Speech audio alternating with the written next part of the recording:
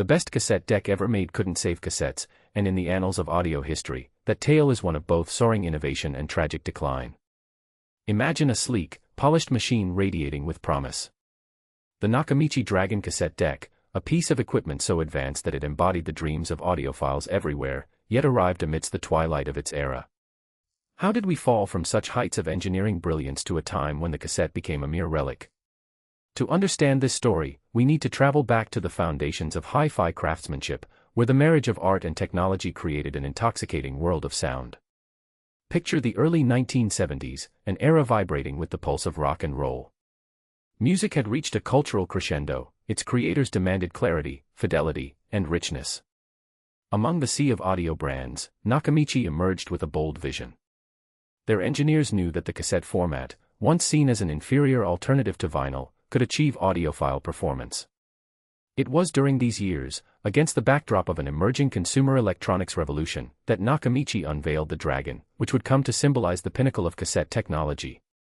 From the moment you laid eyes on it, the Dragon presented a paradox. Slick lines and a gold-hued facade gave it an air of sophistication, yet it also exuded the robust confidence of functionality that would soon elicit awe.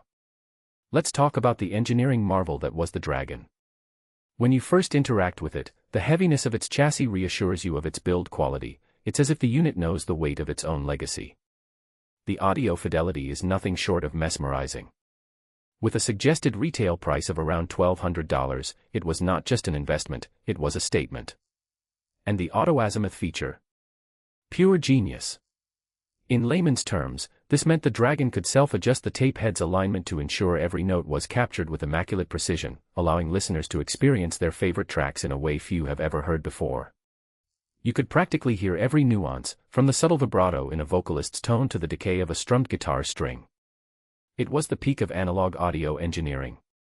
But while the Dragon was hitting its peak in performance, the cassette format itself teetered on the brink of obsolescence. CDs were around the corner, slick and shiny, promising zero hiss, instant access, and a convenience that magnetic tape simply couldn't match. While audiophiles were entranced by Nakamichi's masterpiece, the masses were captivated by the convenience of digital. It's ironic, perfection emerging just before the end. You could almost hear the sound of innovation falling silent, as manufacturers began turning their eyes toward the future, and away from the tapes that had once inspired so many memories. As Nakamichi carved out its reputation for excellence, it was also exploring new avenues. High-performance car audio systems were emerging, and in the late 1970s, Nakamichi made a strategic pivot. The Dragon, with its impeccable design and features, dazzled audiophiles but could only be marketed to a niche market, while the lucrative realm of automotive sound systems beckoned. Brands that once stood in awe of the vinyl era were now chasing a new frontier where tapes could thrive in moving vehicles. But in doing so, Nakamichi began to lose sight of its core audience, the die-hard enthusiasts who lived and breathed the magic of home hi-fi. As we move into the 1980s, the Delta 900 and the other models sometimes tried to capture the spirit of the Dragon. But with each passing year, the competition increased, and so did the market's infatuation with compact discs. The magic of inserting a tape, watching the reel spin, and hearing the warm, crackly fidelity fade away. Almost imperceptibly at first, but gradually gaining speed as one year gave way to the next, the shelves began filling up with the shiny silver discs that promised a different experience altogether. Yet, even as Nakamichi expanded its reach into car audio, the heart of the high-fidelity community remained loyal to tradition. It pined for the deep, rich sound of a carefully crafted cassette, lovingly mixed and recorded with care. But the demand for physical media was dwindling, and sales started to drop. High-end audio equipment could only carry the train for so long when all other elements of the music listening experience threatened to derail the ride. The irony continued to compound as Nakamichi, in a bid to be both forward-thinking and innovative, found itself in a paradoxical struggle to maintain its roots while chasing the future. Each day brought fresh challenges and closer competition, from larger companies throwing their weight behind massive production engines to the rise of digital alternatives that offered greater convenience.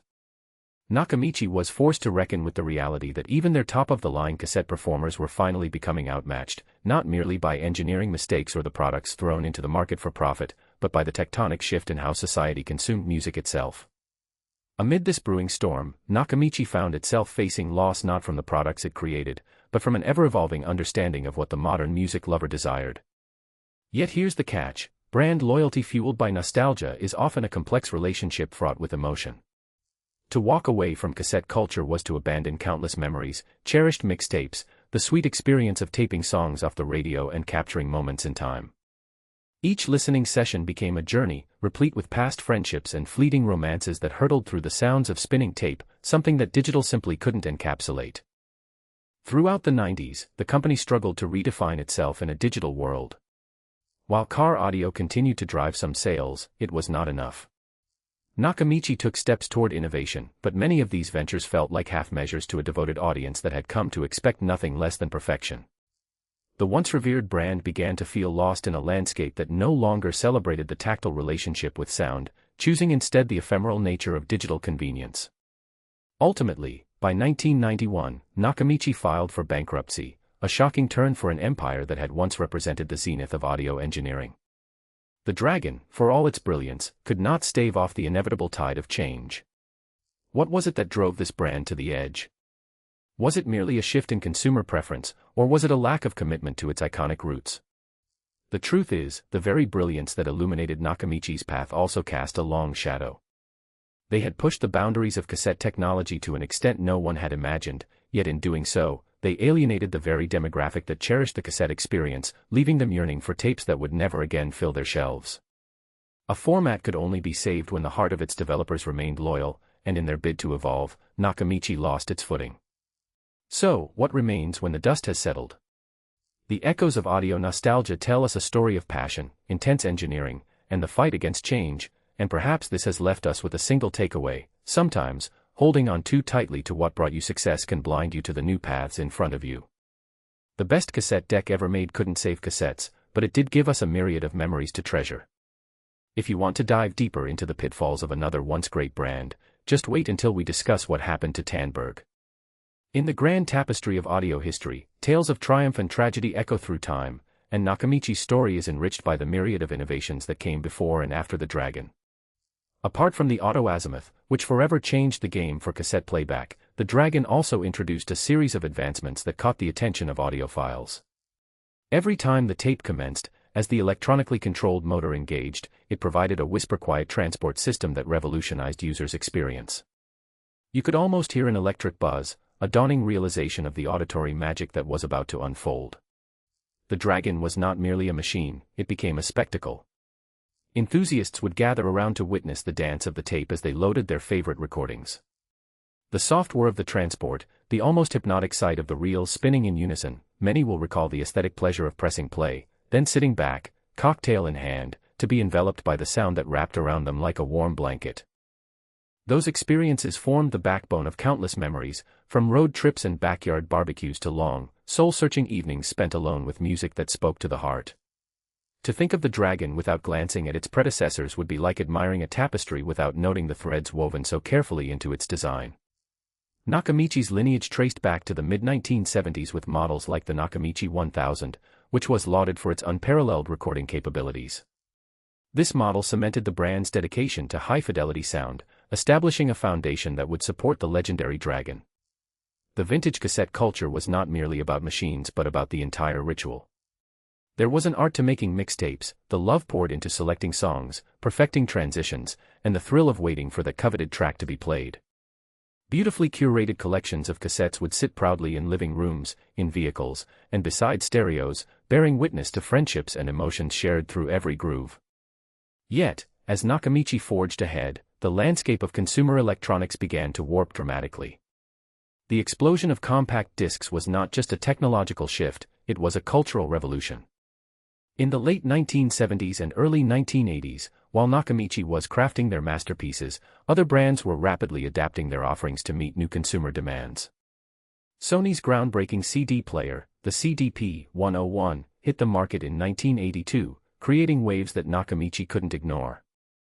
Suddenly, the excitement surrounding the analog format felt increasingly antiquated. The ease of producing and distributing CDs added an entirely new dynamic that made cassettes seem cumbersome by comparison.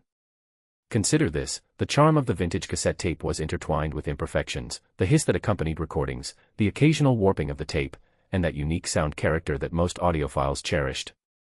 But the arrival of digital meant a world where clarity and convenience reigned supreme. Just as the cassette had once dethroned vinyl, the CD was now mounting its own coup. In an ironic twist of fate, digital audio promised to eliminate the very nuances that had made the cassette format so endearing, nuances that Nakamichi worked tirelessly to enhance with models like the Dragon. As Nakamichi wrestled with its identity amidst changing consumer preferences, tales of user experiences paint a vivid picture of a brand in crisis. Take, for instance, the fervent audiophiles who dedicate entire weekends to tweaking their setups, foundations built with elaborate speaker arrangements, meticulous positioning of the cassette player, and not to mention the crucial selection of tapes that would bring the setup to life. These were not merely vibrations moving through the air, they were memories being played back in a pure, sonic form. But many of these enthusiasts would soon find themselves grappling with the dilemma of whether to invest in a product that seemed destined to become obsolete. In a world where automakers like Ford were sinking their teeth into car audio, Nakamichi was at a crossroads. The legend of the Dragon had placed them on the highest pedestal, yet this record-breaking model alone couldn't turn back time. There were stories of enterprising individuals who sought out the ancient units at flea markets and estate sales. The tape heads glistened like relics from a forgotten era. Each time they powered one up, it was a small act of revival, a rebellion against the march of progress. Yet as these personal battles raged, the company itself suffered from a leadership crisis, unable to pivot in a manner that respected its legacy while addressing the new realities of technology. The pivotal years of the 90s saw Nakamichi trying to hold on to its heritage. To diversify, the company launched various new models, including the Nakamichi RX series, which aimed to lure back nostalgia-driven consumers. However, each new iteration seemed slighter, flimsier, failing to resonate with the very audience it sought to claim. Many enthusiasts who once sang the praises of Nakamichi would comment on forums about how the latest releases lacked the robust design and sonic depth of the legendary models they had come to adore. Among these disenchanted consumers was an entire generation of collectors already mourning the loss of their beloved format. Cassettes were relegated to dusty shelves, while neatly organized jewel cases of CDs took center stage in homes across the country. The fond memories of cassette listening were overshadowed by the vibrancy of digital sound. The tactile nature of reels spinning and the satisfying sound of a tape being fast-forwarded or rewound faded into the background. And yet, even in an age of streaming services, there remained an almost inexplicable yearning for those analog days, the allure of the unique characteristics of a cassette that were impossible to replicate. Stories like that of an anxious young man crafting his first mixtape for someone he liked illustrate how deeply personal these experiences were. Sprawled on a bedroom floor with a tape deck, meticulously selecting each song to create a perfect blend of emotions that would convey a message to his crush, those moments were made possible only through the soft clicking and whirring of cassette technology. He recorded over his favorite songs multiple times, navigating through the nuances of sound and expression, and eventually, that cassette tape became a cherished artifact of youthful aspiration and vulnerability.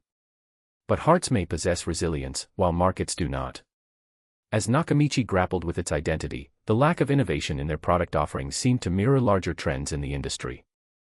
While the home player developed facets for digital inputs and multi-format capabilities, brands adapted quickly, or faded away.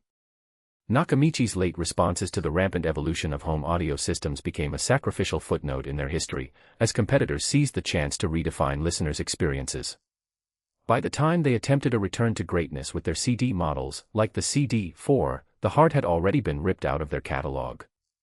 The same thrill of inserting a tape, where anticipation melded effortlessly with nostalgia, was now lost on younger generations who had never really known that world.